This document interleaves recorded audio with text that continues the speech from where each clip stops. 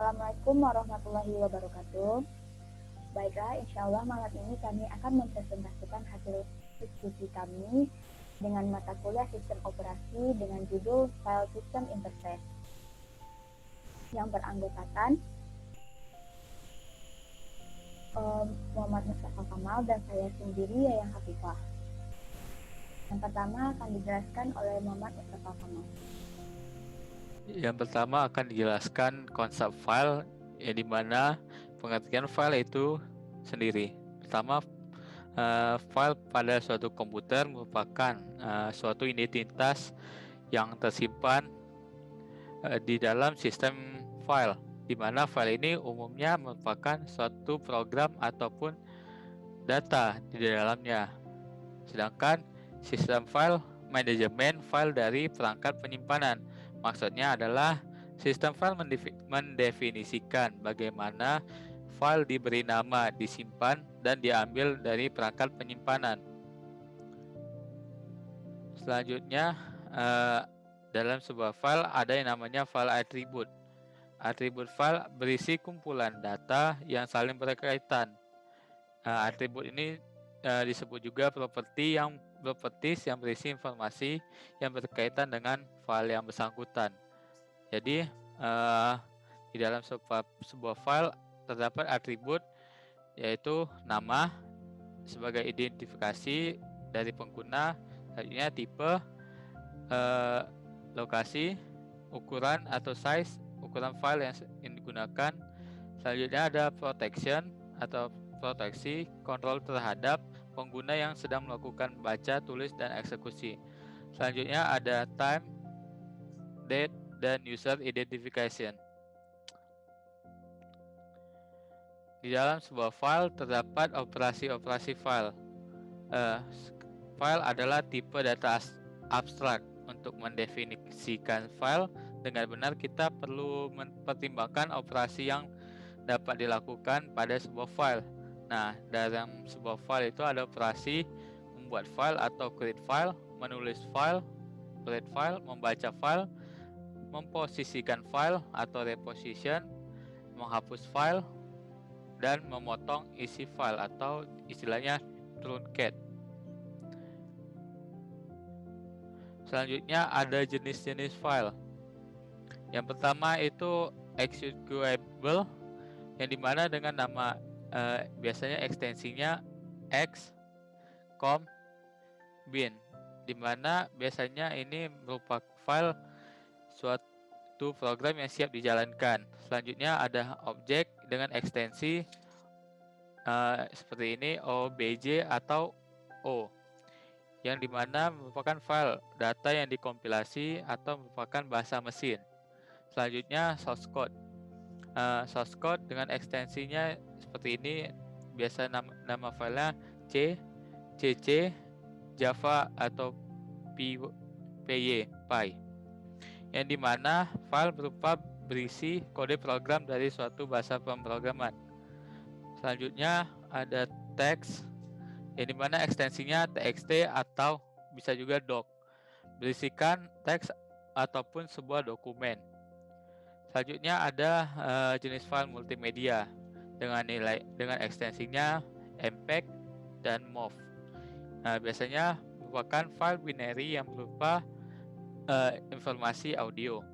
Selanjutnya yang terakhir ada print atau view dengan ekstensi JPG, PDF, PS. Biasanya merupakan file binary dalam format untuk mencetak atau melihat. Di dalam mengakses file terdapat dua metode. Yang pertama itu sequential access. Ini metode yang paling sederhana dan paling umum digunakan, di mana metode ini file diproses secara berurutan. Selanjutnya ada direct access, yang dimana metode akses langsung, di mana file merupakan logical record dengan panjang yang tetap yang memungkinkan sebuah program membaca dan menulis record dengan cepat tanpa urutan tertentu. Selanjutnya ada sebuah direktori, dan di direktori itu terdapat operasi direktori. Direktori merupakan komponen dari sistem file yang mengandung satu berkas atau lebih. Biasanya direktori ini dikenal dengan sebuah folder yang ada pada komputer, di mana operasinya mencari file, membuat file, menghapus file, mendaftar suatu direktori atau istilahnya list, mengubah nama file, dan yang terakhir melintasi sistem file, di mana berguna untuk mengakses direktori dan berkas di dalam struktur direktori. Selanjutnya akan dilanjutkan oleh teman saya. Baiklah, selanjutnya yaitu struktur direktori. Struktur direktori bertingkat terbagi menjadi yang pertama direktori satu tingkat atau single level directory, yang merupakan struktur direktori yang paling sederhana. Semua berkas disimpan di dalam direktori yang sama. Memiliki kelemahan yaitu jika jumlah berkasnya bertambah banyak, maka mesti memiliki nama yang unik. Yang kedua, direktori dua tingkat atau two level directory. Pada struktur direktori ini dibuat secara terpisah. Setiap pengguna memiliki direktori berkas sendiri atau USB. Setiap USB memiliki struktur yang serupa, tapi hanya berisi berkas-berkas dari seorang pengguna atau user. Selanjutnya, direktori struktur pohon atau yang dikenal dengan tree structure directory. Dalam struktur ini, setiap pengguna dapat membuat subdirektori sendiri dan mengorganisasikan berkas-berkasnya. Yang ketiga yaitu direktori struktur graph acyclic atau acyclic structure directory. Pada struktur ini, pengguna dapat menggunakan sebuah berkas secara bersama-sama. Selanjutnya yaitu mengenai proteksi. Terdapat kontrol akses atau access control, yaitu merupakan mekanisme untuk mengatasi masalah dalam perlindungan. Membuat akses bergantung pada identitas pengguna, di mana pengguna yang berbeda memiliki jenis akses yang berbeda ataupun terbatas ke suatu file atau directory. Terdapat beberapa operasi atau jenis akses yang dilakukan oleh kontrol akses. Yang pertama yaitu membaca dari file atau read. Yang kedua, menulis ke file atau write.